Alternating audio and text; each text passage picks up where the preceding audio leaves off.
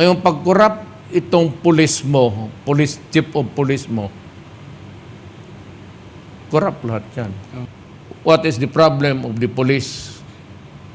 Sabi mo ito, anong problema dito? How do you solve a problem? Kukutawin mo yan. O how do you solve, paano mo hanapin yung mga... Alam mo, yan, it's a question of leadership. Pag-corrupt ito dito sa taas, corrupt lahat yan.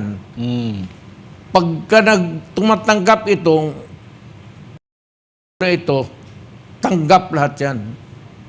Down the line, gano'n yan. Pag ito matino, pag sinabi niya, huwag kang pumasok dyan, pag hindi, papatayin kita. Ako nung mayor ako, having the operational control and supervision sa operation lang, hindi sa administrative. PNP yung administrative, papasok kapag ka-police, exam, gano'n.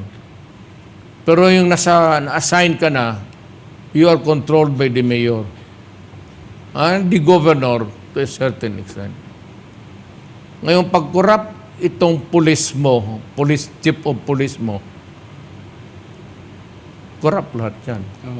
But if the mayor, magsabi ako, Sir, medyo ganito ang patakaran dito ha.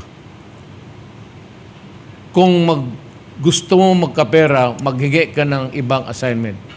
Ask for another assignment in any other city or province. Do not here in my city. Kaya ngayon, pag matino yan, matino lahat yan. Kasi ako noon, dito sa, magprangkahan lang tayo, sa droga, sinabi ko talaga sa pulis, kayo ang mauna. If you are a peace officer, and you are the first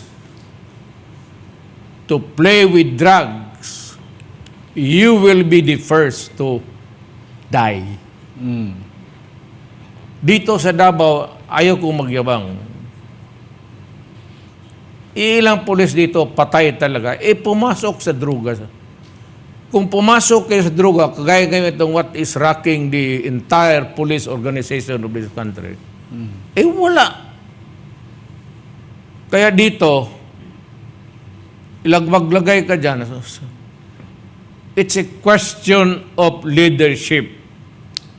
Ngayon, kung takot ka dyan sa human rights, nakatali ang kamay mo dyan, you are afraid of being criticized for being too strict or a dictator type of running the show of governance. Pagpakinggan mo lahat yan, if you cannot please everybody. You cannot please the media. You cannot please the civic organization, civil society. You have to choose. But you must choose your head.